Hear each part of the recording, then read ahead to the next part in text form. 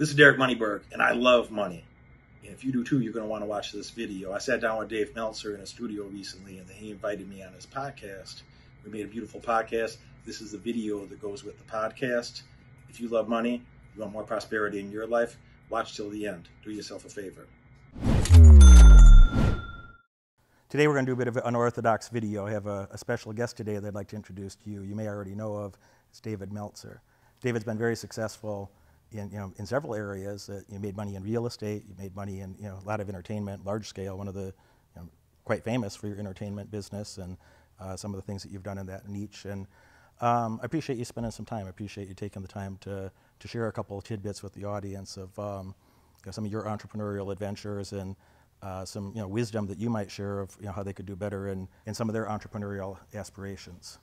Absolutely. It's so funny because being educated, you think that, man, especially I was in the sports field. I ran the most notable sports agency in the world. I must know what I'm doing with money, right? I have college, grad school, all these greatest schools in the country, surrounded myself with the smartest people, but yet I still lost over $100 million because I didn't have the right relationship with money, number one, and two, I never asked for help, which is so crucial. And so I believe there's simple practices, as you do, of being successful. And it doesn't take, you can be average nowadays and make more money than the exceptional people when we graduated school. You can be average. That's how much opportunity there is globally to be average and be able to make seven figures, in my opinion, if you're average. If you're extraordinary, you can make billions. But as an average business person, an average entrepreneur, so what I want to do, I put together trainings over the last 20 years to help people do three things: make a lot of money, help a lot of people, and have a lot of fun. And I use 5 daily practices in order to effectuate that, from all the dummy tax that I paid, all the situational knowledge, and all the relationship capital that I've built. And so I've utilized simple approaches that were taken from Napoleon Hill and Wayne Dyer and the Course in Miracles and all the great Bob Proctor, all the great mentors of the world, and I've simplified them to help facilitate all this content that's either free, like my free trainings, or there's a group opportunity where people can work together, or one-on-one, or a high level. I coach some of the top executives in the world of not just Fortune 10 companies, but Fortune 5 companies in order to take the billions, hopefully to trillions even. But they're all the same method. I always joke around. Everything I give is free for one reason. I want to change the world. I want to make everyone happy, and I believe happiness is derived from enjoying the consistent, persistent pursuit of your potential by making a lot of money, but shopping for the right things, helping a lot of people by living in a world of abundance, and most importantly, not taking yourself so seriously and just having fun. A couple of key things I heard you say in there is the value of mentorship, the value of getting help is the way you said it. And my clients, they really value mentorship a lot. Is why they're my clients. They don't want free advice on the internet. They want somebody that cares about them, that's dedicated to helping them, that's going to help them get from where they're at now to where they know their potential is.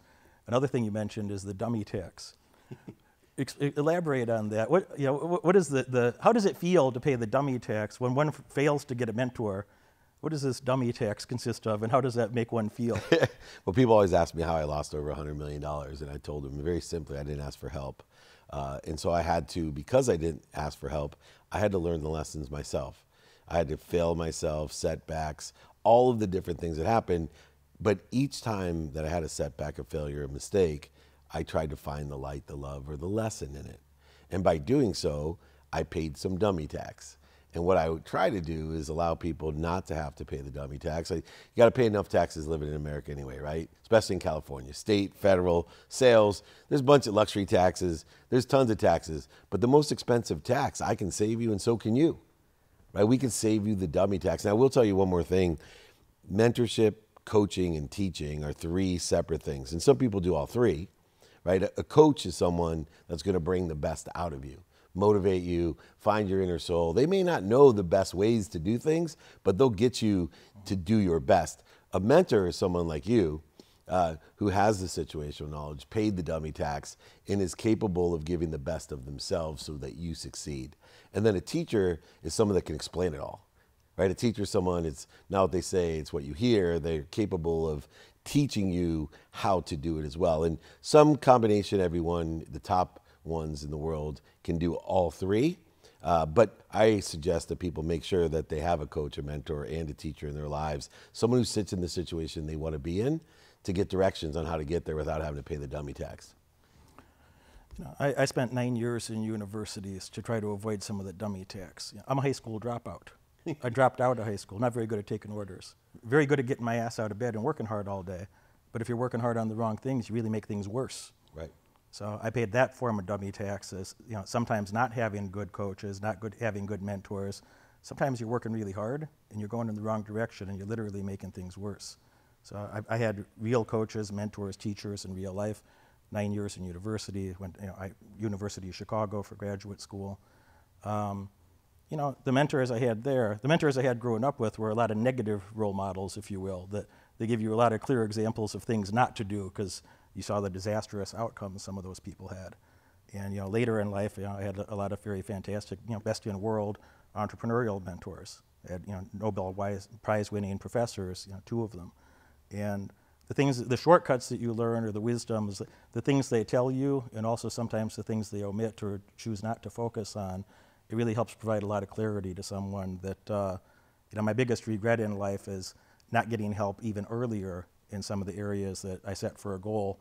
You know, get help the first moment possible. When you set that goal, I think you should be looking around, it's like, who can help me get that? In a point you touched on, like, find somebody who already did what you want to do. Don't find somebody who talks about it or thinks about it or somebody you can go gossip about it with. Go find somebody who already did what you want to do and get that person's attention, usually by paying them, just like I paid tuition in college, just like you paid tuition in grad school, just like I paid tuition to numerous self-help things. I spent over $1 million on education, and I got several tens of millions of dollars back. I don't have $100 million yet. I'm well on my way. Maybe I'll show you my account when we turn the camera off. But if you don't, the biggest price you pay is not having that information early in life from the right people, so you can compound that wisdom.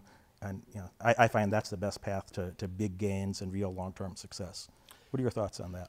Absolutely. I think it's all about the value that you receive, right? Education is a way of investing. It's not prospecting, it's investing in yourself, the most valuable asset that you have, the one that you can determine the capability, the alignment. All of it's determined by investing in yourself. I hate when people tell me, I sacrificed, you know, these entrepreneurs, I sacrificed so much, I lived in my car, I said, dude, you did not sacrifice a thing. They're like, what are you talking about? I said, you've invested in yourself. That's all that is. You don't have a nice car because you're investing in yourself. You don't have a nice place to live because you're investing in yourself.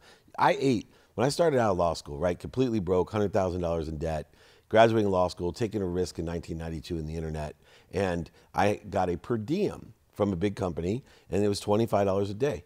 I ate peanut butter and jelly every single day, so I could save $175 a week, $700 a month, tax-free, because for expenses, right? So I could make double the payments on my law loans to get rid of the debt faster so I could buy my mom a house and a car, right? I wasn't sacrificing anything by eating peanut butter and jelly. I was investing in myself so that someday I could make even more money and buy that house and that car for my mom.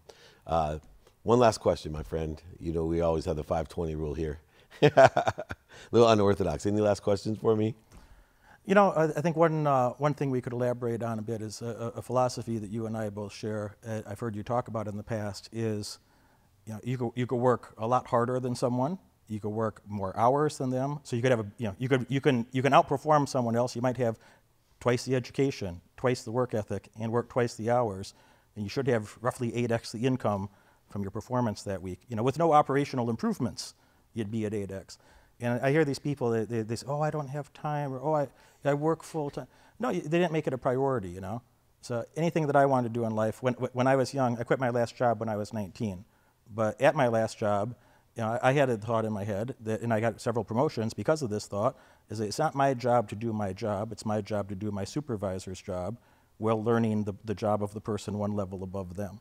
So I was very focused on that, you know, work smarter, work harder, work longer. How have you found the payoff of that versus what a normal person calls, you know, their industrious effort in a week? Yeah, I created the Power of 64. It's in my book. So if anyone wants my ebook, my audiobook, a signed copy sent to them, I'll pay for shipping. Just email me, david@dmeltzer.com. Power of 64 is this.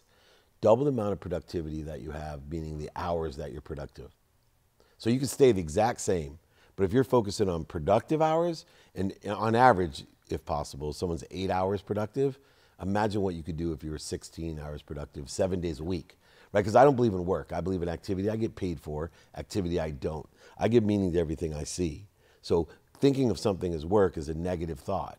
Thinking of something as activity I get paid for is a very positive thought. And so I separate things by activity I get paid for or not. I want 16 hours a day of productivity towards getting paid something. Then what if I could become twice as efficient at it? Now the 16 hours become 32. Then if I practice it, become a professional like you, learning the jobs in layers and tiers above it, now the 32 hours become 64 hours of productivity, 7 days a week. So every week when I was out of law school, 7 days, 8 days of productivity a day, 56 days of productivity in 1 week, over 11 times the productivity of the normal 5-day quote unquote work person. So when I made $1 million 9 months out of law school and they were giving me all the awards and accolades and all this money going, you blew out the comp plan, man, you're incredible. In my head, I was thinking, I didn't blow out the comp plan, man. I just worked 10 years in 9 months. I had 10 years of productivity in 9 months. I invested in myself, more productive, efficient, and effective in what I do. That's the secret. That's what you teach people. That's what I teach people. Reach out to me, david@dmeltzer.com. Enjoy the Moneyberg. He's better than the Goldberg. Winners and losers, rich and poor, you get 168 hours in a week. The people that manage it the best, you're going to have the best outcomes. Dave, thanks so much for having a chat with me. Appreciate it. From one DM to the next, thanks so much, Derek. Check out Dave's materials. Thanks for watching. Success is not for everybody, and it may not be for you. But if you're a current or future champion, if you have what it takes to win, and you are dedicated to a life of more winning, more success, a life of abundance with other people that have shared values to learn more and earn more, if that's you, you're going to want to follow this channel. You're going to want to watch my video releases every Monday and every Friday. I look forward to working with you in the future. I'll see you back here soon.